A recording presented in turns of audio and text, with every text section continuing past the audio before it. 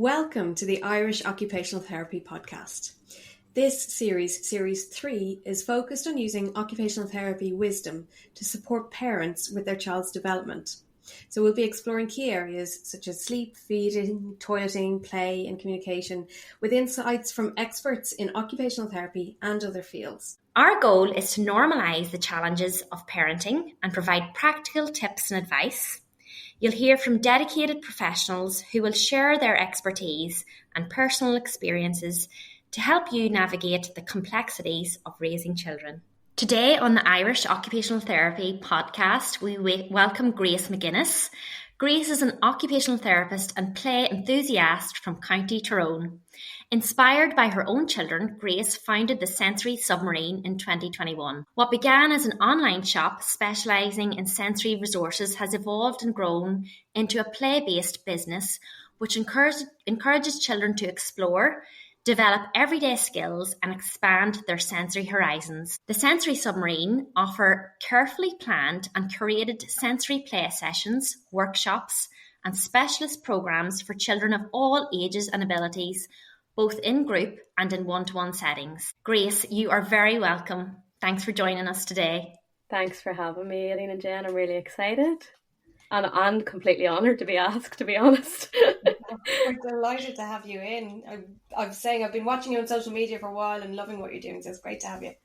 Thank you. Grace, can we start off just with a bit of background? Obviously, as an occupational therapist, play is our main focus, one of the child's main occupations.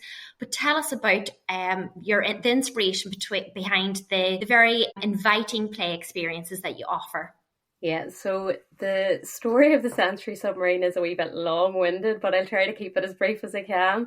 I graduated way back in 2010, so almost just over 14 years ago actually, and I worked in every area. I've worked with adults and kids in mental health, in learning disability, in community and in acute. But I always was drawn to working with children. I suppose growing up, I'm the eldest of 5, so I was always looking after the younger ones, playing with the younger ones, always playing with my younger cousins, and was always a real child. So I always really, really enjoyed working with children. Then whenever I had my own kids, they are now 6 and 7, I became completely obsessed with child development and with the importance of play. So I was very much one of these mummies that was making my own rattles, making my own sensory mats for the babies, really getting stuck in it. And there would have been a tough tray in my kitchen from the kids were 1.5. Much to my husband's despair, he would have been coming home and thinking, what has went on here? The place was a mess, but I loved it. My eldest son had a lot of sensory needs and sensory challenges. So the Sensory Submarine was born in 2021 whenever I started to look for resources to support him online. Alongside one of my best friends, actually, who's a paediatric OT as well. The two of us were doing it together at that point. And we were looking for things to support his oral sensory needs and to give him lots of tactile feedback. And one of the things that I found back then was it was very overwhelming as a parent. And trying to find resources or find out how to use things. There was lots of shops selling things, but nobody really telling you how you should support your child. So we set about initially with a mission to create a kit that sort of provided all the advice and tips around it as well. Initially, it was very much, we had 3 kits. We had an oral motor kit, a fine motor kit and a baby playtime kit. And those came with loads of fun toys and resources with accompanying advice and tips for parents to support them at home. And then I suppose as time went on, one of my best friends, she left the business. It just wasn't for her. We're still very good friends. We didn't fall out.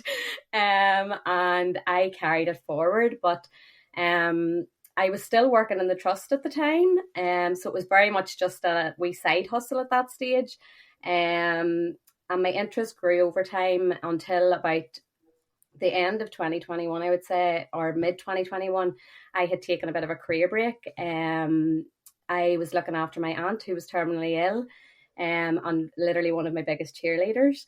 And I suppose at that time, I reevaluated my life, essentially, and decided I wanted to be at home more with my own kids And I could also see through my own child how big a gap there was in terms of support from the NHS for children with additional needs.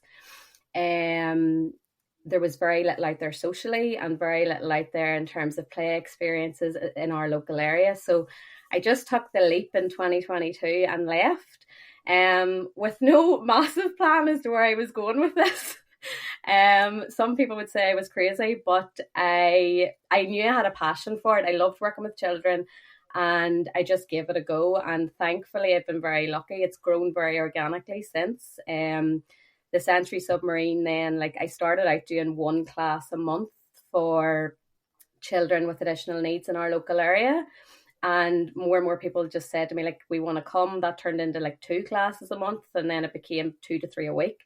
So it grew very organically that way. And then I started having people asking me to see their kids for one-to-ones, and to give them ideas for things that they could be doing at home as well. So it's just grown really through word of mouth and through, like, I absolutely love it and I get so much joy out of it. So that's kind of where it came from. It sounds like it's really kind of grown gradually over a period of time, which is a really nice way to build up a business. I'm just wondering, you said about the role of play in relation to development, and I suppose as play can mean so many different things to different people. You mentioned sensory play, we sometimes talk about imaginative play, physical play.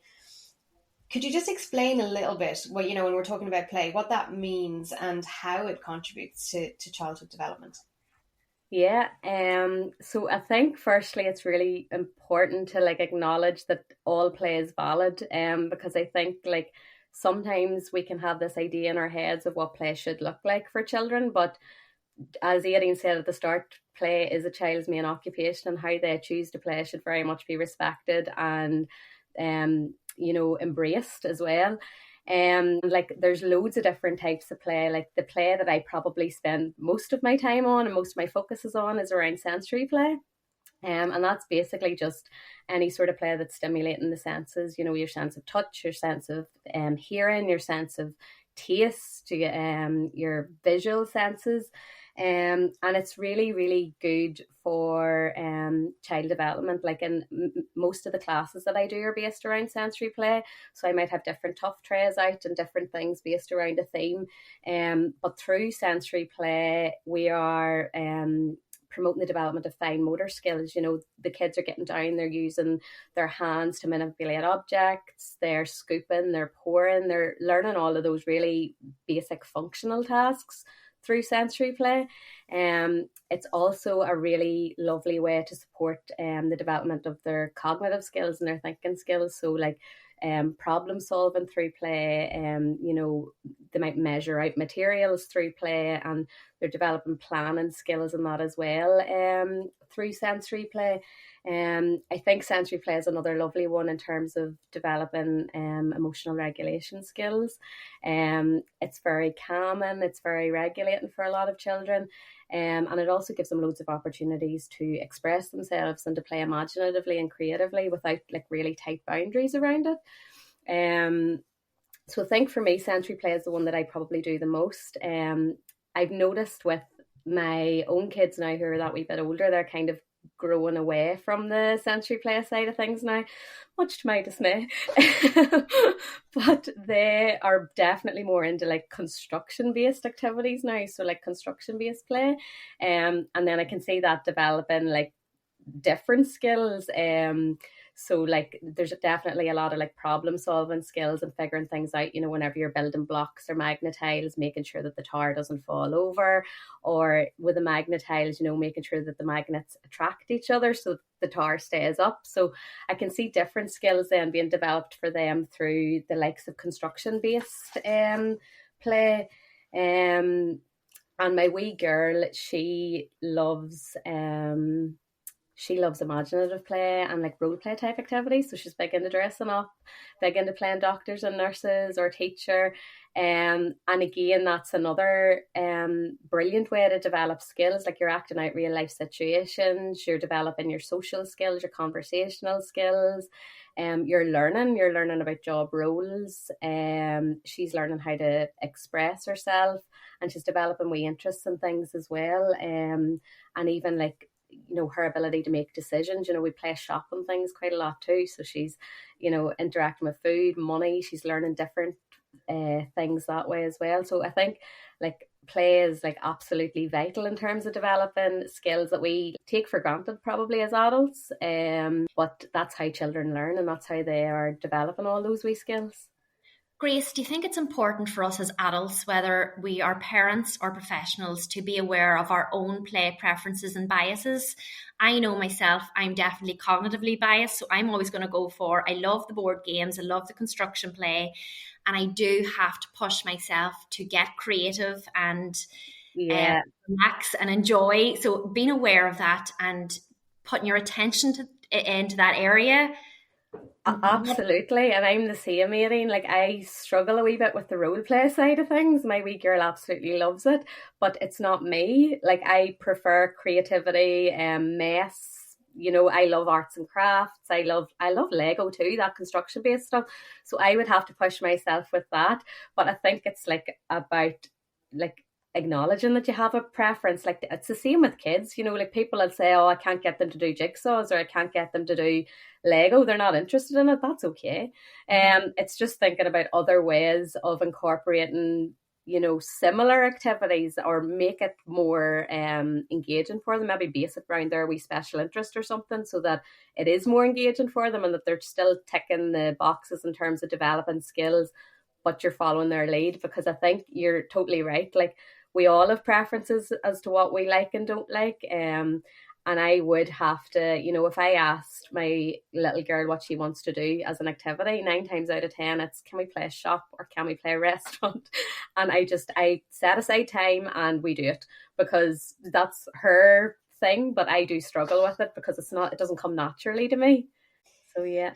I can really hear the benefit of play, and really important for parents to engage in some form of play with their children. I wonder, particularly for working parents, that can be draining as well. It can be exhausting to actually get down and find the time to play with kids, particularly after a busy day at work. Do you have any kind of tips or any ideas? How can parents do it in a way that isn't too exhausting, or how can they fit it into their busy schedule?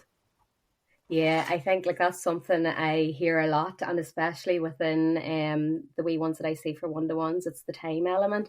I feel really, really passionately about play, and like I always say to parents, like look at how you're spending your time.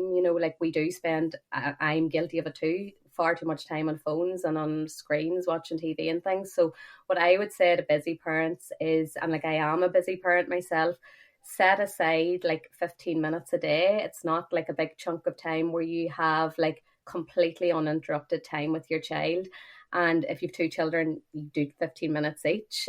Some kids will love playing together, but if they're like mine, they very much like their alone time with mummy. So like literally 15 minutes a day where you have the phone down, the TV's off, and it's an activity that your child chooses. So it's something that they enjoy doing, and you're very much following their lead. And I think like I have noticed a massive difference since I've started doing that after school with my own kids, in terms of like they're far more regulated.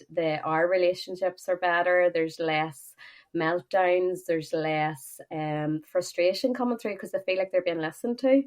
And I think it's really important, particularly when children are at school, during the school year, because there's so many demands being placed on children in school.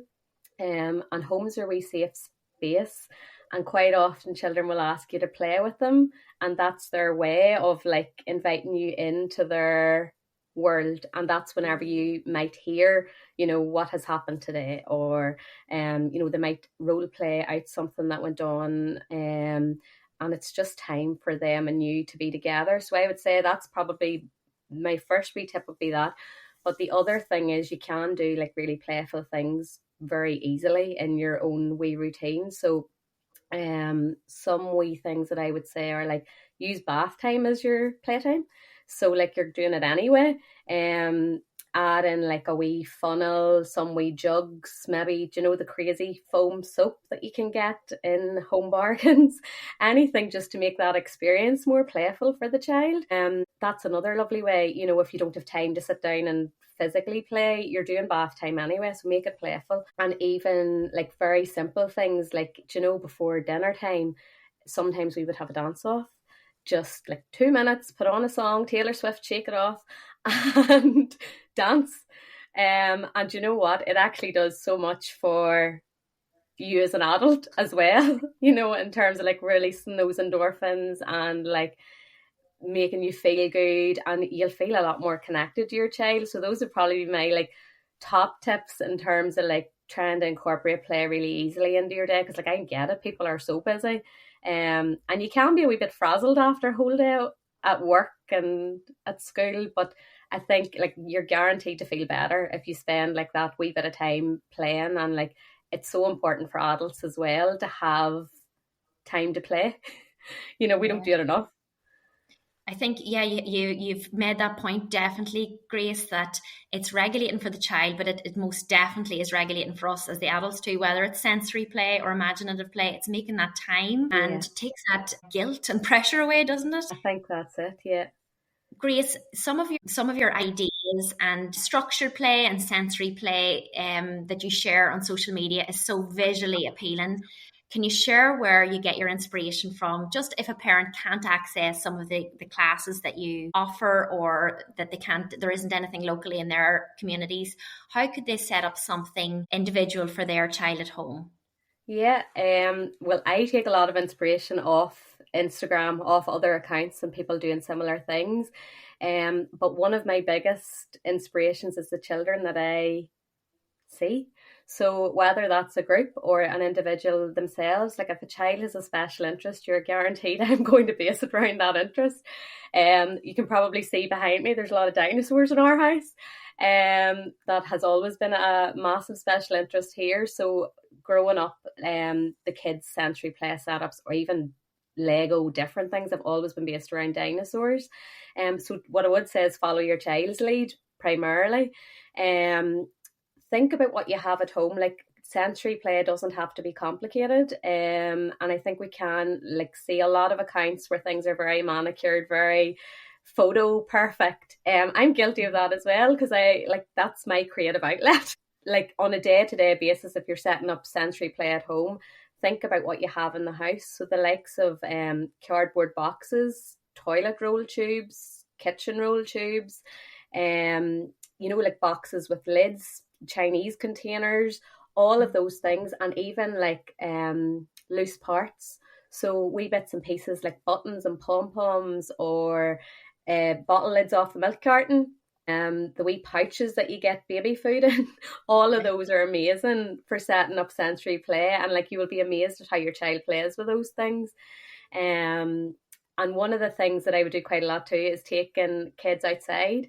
So big fan of nature in terms of sensory play as well. Take them out in a nature walk and gather whatever you have in your garden. You know, whether that be sticks, twigs, leaves, conkers in the autumn, and create play based around that. It doesn't have to be expensive. It doesn't have to be all singing and all dancing. That's one of the easiest ways to look at what you actually have in the house.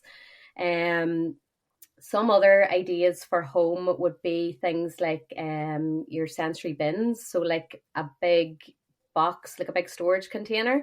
And I would like say to parents, you know, fill that up with dry rice or dry pasta. Add in some pom-poms. You can dye it if you want to make it more visually appealing, but you don't have to. And that'll keep for months. Just change it up every couple of weeks, you know, add in, if they're into Peppa Pig one week, add in wee Peppa characters, and you can add in like fine motor scoops into that, or spoons to work on their fine motor skills at the same time. If they're into dinosaurs the next week, add in dinosaurs, play hide and seek with it. It'll amaze you. I always say to parents, like, what your child will do, they'll play far more independently, and they'll play for a far longer length of time if there's a sensory component to the play, you know, rather than a toy that just does one thing, you know, a toy that maybe makes a noise, or, you know, a car that drives along. If you can keep things more open-ended for them, they'll play much better independently, and it'll prolong the amount of time they play for too. So those would be the kind of resources I would look at home to make things easy for parents. I also always say to parents, if you are doing like a wee sensory setup or a tough tray or that, involve your child in it always, like follow their lead and their interests, or even involve them in what you put into the tray, whether it's oats or cereal, or they're more likely to engage with it as well. And also leave it out for the duration of the day. So if initially, like I'll hear parents all the time saying to me too, like, my child won't play with it, they're not interested, leave it out. They might not play with it initially, but they might come back to it like in 2 or 3 hours time. You'll see them playing with it. It can take a wee while just to get used to sensory play too. And sometimes we have to role model and show our children what to do, or how they can play with it, because they don't always naturally go for it.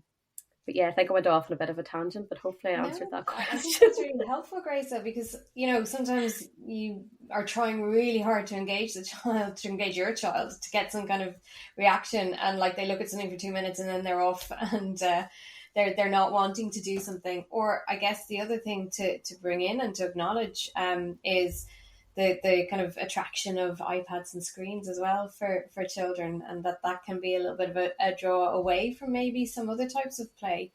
Where you're saying leave things out and give it time. Yeah, definitely. Like there won't always, especially if it's not something that you're already doing like regularly, it's new to them.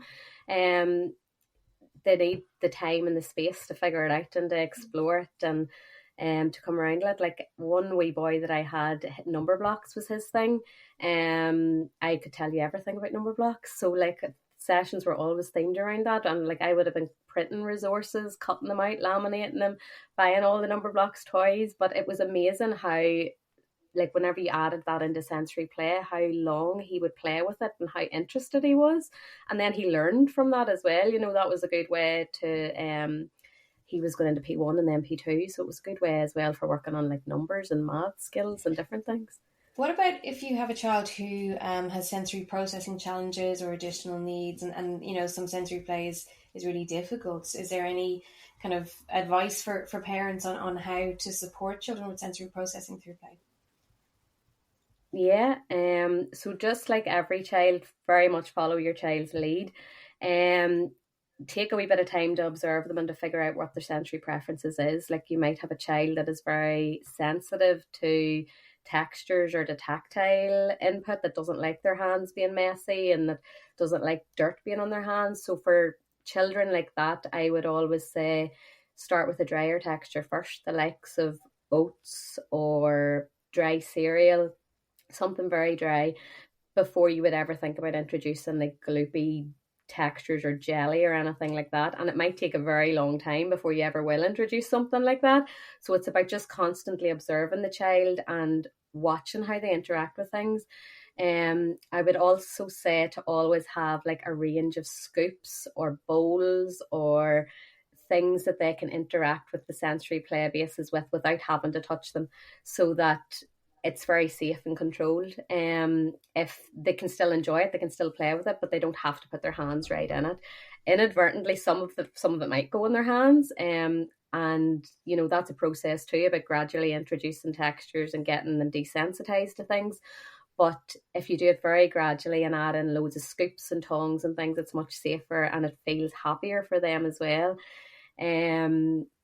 You might have a child that is very sound sensitive. So again, it's just thinking about what you're using. The likes of pasta and rice in a metal container, for example, could be way too much for that child. So just think about the different bases that you're using, talk to your child, and just very much observe how they are getting on. In my classes, I would always have like a wee cam corner. And again, that's something you can do very easily at home or in school as well. I use a pop-up tent, and it's very, very basic what's in it. I have like a sensory light, a weighted lap pad, some ear defenders, and 1 or 2 fidgets. But that's a safe space that the child knows that if they are starting to feel, I talk about frazzled, because that's how my children would describe it. If they're starting to feel frazzled, they can take themselves away to the wee sensory tent and help themselves to regulate before they come back to it. And a few other wee things I would do is like incorporate lots of movement as well. So you might have your wee sensory set up there, but I always offer like lots of opportunities for movement. There's always a peanut roll in the sensory play classes. There's always sensory tiles to encourage jumping. There's a tunnel to encourage crawling. Just different wee ways to help them regulate their wee sensory systems, because it can get overwhelming, particularly for children that have sensory challenges. And some other wee things that you can do too is, like, I would use visuals in some of the classes as well to support it, so that they can see what's on the tray. And I would also always have like a wee ingredient list and things like that as well to accompany it. Or sometimes I would send out like a wee social story about what to expect from a class, just to help prepare that child for what's coming next. I would also have some kids that would come to sessions that would have significant physical disabilities, would be wheelchair users or have restricted mobility. So it's thinking about things then that you can bring up to their height, so they're not going to be on the floor with a tough tray. You might be using like wee smaller trays that can be sit on their wheelchair trays, or thinking about sensory play as more than just messy play. So it doesn't have to be messy. I would use ribbons, musical instruments. We would do a lot of dancing, different textured bean bags and things like that. Just getting more creative with it, just to help them. Grace, could we finish off with a nice success story or memorable experience from your work with Sensory Submarine that highlights the impact of play on a child's development? Yeah, I think whenever I was thinking about this one, there's one wee boy that really stands out for me. He's 3 and has really, really complex medical needs. So he has a trachea and he's ventilated as well. And I suppose most of his wee life has been spent in hospitals, running to appointments, lots of medical interventions. He has a rare genetic condition. But his mummy first approached me looking to play, literally just looking one-to-one play sessions with him, something that was totally different because their whole life was medicalised essentially. So we started off by doing one-to-one sessions, and each session was themed. He communicates mainly through Magennis, so I've been learning Magennis on the side as well. We started off doing those sessions, and the joy that brought the mummy and the wee boy was amazing. Loads of it was about giving her ideas to do at home. She has another wee girl who's just a year older, so it was also about providing them with opportunities to play together and giving them ideas for like sensory play activities that they could do together. So that has been like the most fulfilling bit of my job, I think. It actually then has moved on now to, he has been able to participate in our groups for the last few months, which has been amazing, because this is a child who isn't able to go to preschool and isn't able to go to traditional settings because his medical needs are so high. But he's been able to come to our groups, which is amazing, and his mum and dad have both come along, his little sister's come along, and it's just somewhere where they can play together. It's completely safe. We can adapt all of the activities to suit his needs, and it's been lovely to see him being able to socialise as well and to meet other kids that are his age, because it's not something that they have been able to do before now. So that's probably the thing that has touched me the most and made me value what I do the most over the last wee while. Thank you so much, Grace. That sounds like a really positive outcome, and you know, I love the idea that somebody is even just coming to look for a little bit of support or a play, and it can completely transform the family and the relationships that they have. So really, really positive.